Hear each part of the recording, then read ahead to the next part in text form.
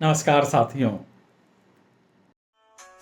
आज professor Albert Wilson के बारे में बात करते हैं। प्रोफेसर अल्बर्ट विल्सन ऑक्सफोर्ड से सीधे बनारस के रेलवे स्टेशन पर उतरे थे। उनके हाथ में एक चमड़े का झोला था, चश्मे पर बौद्धिक चमक और दिमाग में एक गंभीर रिसर्च का भूत, the socio cultural impact of मोक्ष इन वाराणसी। उन्हें लगा था कि वो एक हफ्ते में बनारस को समझकर अपनी रफ कॉपी में नोट लिखकर थीसिस लिख मारेंगे। गोरे बाबू को क्या पता था कि बनारस को समझा नहीं बल्कि सिर्फ जिया जाता है। मैंने उन्हें गोदौलिया चौराहे पर देखा। वो आयुक्त के दफ्तर के बाहर ट्रैफिक के बीचों बीच खड़े होकर अपनी डायरी में कुछ लिख रहे थे। एक तरफ से सांड आ रहा था, दूसरी तरफ से ई रिक्शा वाला चिल्ला रहा था, हटो हटो हटो गुरु, ब्रेक फेल है। और विल्सन साहब वहां symbiotic relationship between humans and animals, मानव और पशु का सह अस्तित्व खोज रहे थे। मैंने उनका हाथ पकड़ा, खींचकर किनारे किया और कहा, लगे हाथ मोक्ष मिल जाता प्रोफेसर साहब। काहे थीसिस के चक्कर में शरीर त्यागने पर तुले हो? चलिए पहले पप्पू की दुकान पर चाय मारिए। चाय की दुकान पर बैठते ही विल्सन ने अपना पहला गंभीर सवाल दागा, भैया, I want to interview someone who has achieved salvation, मोक्ष। वहां बैठे कतवारू चाचा ने खैनी ठोकते हुए उन्हें देखा।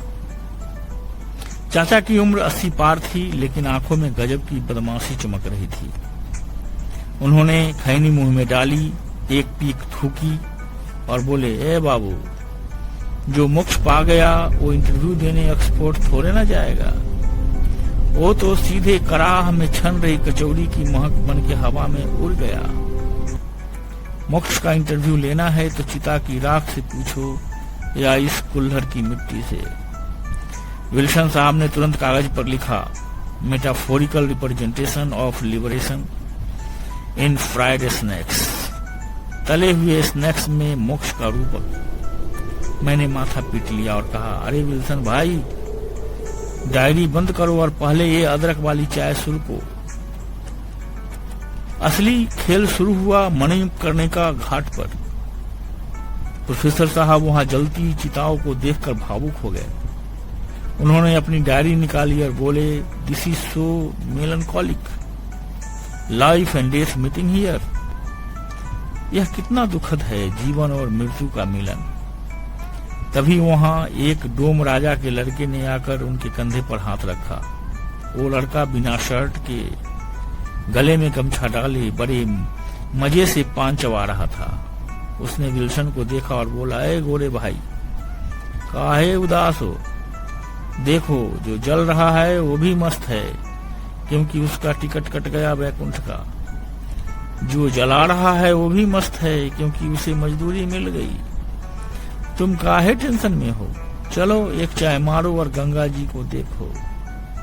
विल्सन साहब भौचक्के रह गए। जिस मौत से पूरी दुनिया डरती है, जिसके बारे में सोचकर बड़े बड़े फिलोसोफर डिप्रेशन में चले जाते हैं, वहां बनारस का एक लड़का उसे इतनी सहजता से देख रहा था जैसे कोई नुक्कड़ पर खड़ा होकर मैच का स्कोर पूछ रहा हो। प्रोफेसर को समझ में आ गया कि उनकी वेस्टर्न फिलॉसफी की सारी किताबें इस बनारसी अक्खरपन के आगे पानी भर रही है। अगले दिन विल्सन साहब को बाबा विश्वनाथ के दर्शन करने थे। ऑक्सफोर्ड के प्रोफेसर थे तो उन्होंने पहले ही किसी बड़े अधिकारी से एक सिफारसी चिट्ठी लिखवा ली थी। वो बड़े टशन में थे, कुर्ता पाजामा पहन कर आए थे। लेकिन जैसे ही वो गर्भगृह के पास पहुंचे, बनारस की भीड़ ने उन्हें ऐसा रेला कि प्रोफेसर साहब हवा में तैरने लगे। बिना जमीन पर पैर छुए वो सीधे बाबा के शिवलिंग के सामने पहुंच गए। एक पुजारी ने उनके माथा पर भभूत का ऐसा लंबा टीका लगाया कि उनका गोरा चेहरा रुद्र अवतार जैसा दिखने लगा। भीड़ ने उन्हें पीछे से धक्का दिया, चलो गुरु, हर हर महादेव, बढ़ते रहो बढ़ते रहो। जब वो बाहर निकले तो उनका कुर्ता फट चुका था, चश्मा टेढ़ा था, लेकिन उनके चेहरे पर एक अजीब सी शांति थी। उन्होंने मुझसे कहा, Anurag, in that crowd I lost my ego. No one cared that I am a professor from Oxford. We were all just humans. उस भीड़ में मेरा अहंकार टूट गया. किसी को फर्क नहीं पड़ा कि मैं ऑक्सफोर्ड का प्रोफेसर हूं. हम सब सिर्फ इंसान थे. मैंने मुस्कुराकर कहा, इसे ही कहते हैं बाबा की लाठी प्रोफेसर साहब. यहाँ सब बराबर है. बाबा विश्वनाथ के रेले से निकलने के बाद प्रोफेसर विल्सन का दिमाग थोड़ा सुन्न था. मौसम में थोड़ी उमस थी तो मैंने कहा, प्रोफेसर साहब शरीर थक गया है, चलिए आपको बनारस का एनर्जी ड्रिंक पिलाते हैं. इसे पिएंगे तो ऑक्सफोर्ड भूलकर सीधे कैलाश मानसरोवर की यात्रा पर निकल जाएंगे. विल्सन साहब उत्साही रिसर्चर थे, तुरंत तैयार हो गए. मैं उन्हें 80 चौराहे पर गया प्रसाद ठंडई वाले की दुकान पर ले गया. दुकान पर बड़े बड़े सिलबट्टे रखे थे जिन पर बादाम, काजू, पिस्ता और केसर के साथ साथ हरी हरी पत्तियां पीसी जा रही थी. विल्सन ने गौर से देखा और अपनी डायरी में नोट करने लगा, traditional herbal energy drink preparation. मैंने ठंडाई वाले भैया को आंख मारी और कहा, गुरु, प्रोफेसर साहब 7 समंदर पार से मोक्ष खोजने आए हैं. इनको एकदम बनारसी रंग में रंग दो, स्पेशल मारना. ठंडाई वाले ने मुस्कुराकर सिर हिलाया. सिलबट्टे पर विजया माई की एक बड़ी सी हरी गोली उतरी और दूध मिलाई के साथ घोट दी गई. कुल्हड़ में गाढ़ी लच्छेदार मलाई मारकर ठंडाई प्रोफेसर साहब के हाथ में थमा दी गई. विल्सन साहब ने पहला घूंट लिया और बोले, ओफो, this is amazing. It's sweet, creamy and has a very earthy flavour aftertaste. मन में मैंने कहा, गोरे बाबू, असली आफ्टर टेस्ट तो आधे घंटे बाद शुरू होगा. देखते देखते पूरा कुल्हड़ गटक गए. ठीक 40 मिनट बाद हम दशाश्वमेध घाट की सीढ़ियों पर बैठे थे. अचानक प्रोफेसर विल्सन ने जोर से हंसना शुरू कर दिया. उनके हंसने का कोई कारण नहीं था. वो सामने बैठी एक मोटी सी काली भैंस को देखकर ऐसे मुस्कुरा रहे थे जैसे वो उनकी ऑक्सफोर्ड की वाइस चांसलर हो. उन्होंने मेरा कुर्ता पकड़ा और बोले, Anurag, look at that buffalo. Her eyes so deep, so philosophical, she knows the secret of the universe. Anurag, उस भैंस को देखो, उसकी आंखें कितनी दार्शनिक हैं. उसे ब्रह्मांड का रहस्य पता है.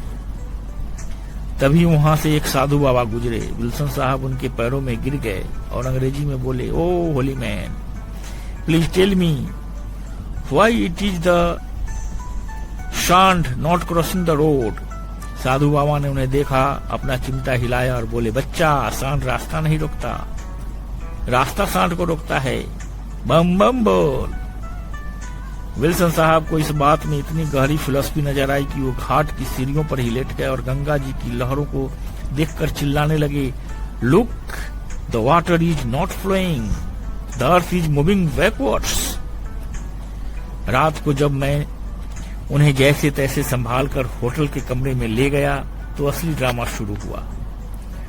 वो कमरे के छत वाले पंखे को एकटक देख रहे थे. पंखा गोल गोल घूम रहा था और विल्सन साहब भी बेड पर गोल गोल घूम रहे थे. उन्होंने मुझसे रोते हुए कहा, Anurag, I am stuck in a time loop. I have been unpacking this suitcase for the last 3 years.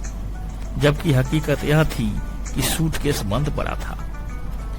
अगले दिन दोपहर 12 बजे जब प्रोफेसर साहब की आंख खुली तो उनका सिर भारी था, लेकिन चेहरे पर एक अजीब सी मासूमियत थी.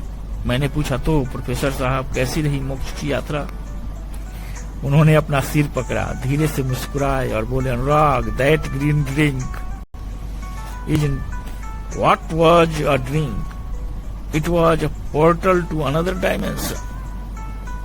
कल रात मैंने गॉड को देखा और वो गोदलिया चौराहे पर ट्रैफिक पुलिस की वर्दी पहनकर सांडों को रास्ता दिखा रहे थे. मैंने हंसते हुए उन्हें चाचा की दुकान की गर्मा गरम कचौरी और जिलेबी खिलाई. मिर्च की तीखी कचौरी खाते ही जब उनके कान से धुआं निकला तो पूरी तरह होश में आए। उन्होंने अपनी थीसिस वाली डायरी उठाई जिस पर बहुत सारे आंकड़े लिखे होने थे। उस पन्ने पर एक बड़ा सा क्रॉस मार्क लगाया और नीचे हिंदी में लिखा, बनारस को दिमाग से नहीं फेफड़े और पेट से समझा जाता है। शाम को प्रोफेसर विल्सन का वापस लौटने का समय था। मैं उन्हें स्टेशन छोड़ने के लिए उनके होटल के कमरे में पहुंचा। कमरा खुला था। अंदर का नजारा देखकर मेरा सिर चकरा गया। लंदन से लाया हुआ उनका कीमती सूटकेस एक कोने में धूल खा रहा था। उसके ऊपर एक महंगे कोट पायजामे ऐसे ही फेंके पड़े थे। प्रोफेसर विल्सन बेड पर पालथी मारकर बैठे थे। बदन पर बनारसी मलमल का सफेद कुर्ता, गले में गेंदे की माला, सिर पर मणिकर्णिका की बबूत का तिलक और मुंह में बनारसी जर्दा पान दबा था। उनके हाथ में ऑक्सफोर्ड की कोई किताब नहीं बल्कि 20 वाली वही रफ कॉपी थी जिस पर उन्होंने बड़े बड़े अक्षरों में लिखा था, मौज। मैंने अचरज से पूछा, अरे विल्सन भाई, यह क्या स्वांग रचाया है? ट्रेन का समय हो गया है, सामान पैक नहीं किया। विल्सन साहब ने अपनी बतीसी दिखाई, पीक ठुकी और अपनी टूटी फूटी बनारसी हिंदी में बोले, अरे धत तेरी की अनुराग भाई, काहे का ट्रेन और काहे का ऑक्सफोर्ड? विल्सन अब लंदन नहीं जाएगा। वहां लोग सिर्फ जीते हैं, बनारस में लोग आनंद लेते हैं। मैंने भौचक होकर कहा, अरे लेकिन आपकी वो मोक्ष वाली थीसिस, उसका क्या होगा? विल्सन ने रफ कॉफी मेरे हाथ में थमा दी। मैंने पन्ना पलटा। उसमें कोई थ्योरी नहीं थी, कोई डेटा नहीं था। बस पहले पन्ने पर लिखा था, ऑक्सफोर्ड की लाइब्रेरी में बैठकर जिसे सॉल्वेशन कहते हैं वो असल में 80 घाट पर मलाई मार के चाय पीना है। मोक्ष मरकर नहीं मिलता, मोक्ष बनारस में जिंदा रहकर सांडों के साथ धूप सेकने में है। शाम को हम दोनों वापस 80 घाट की सीढ़ियों पर जाकर बैठ गए। विल्सन ने अपना चश्मा उतारकर जेब में रख लिया और वो बिना चश्मे के गंगा की लहरों को निहार रहे थे। उन्होंने मलाह के लड़के से एक खैनी मांगी, उसे हथेली पर ठोका और मुंह में दबाते हुए घाट पर बैठे लड़कों के साथ सुर में सुर मिलाकर चिल्लाए, बोल सुजुआ, हर हर महादेव।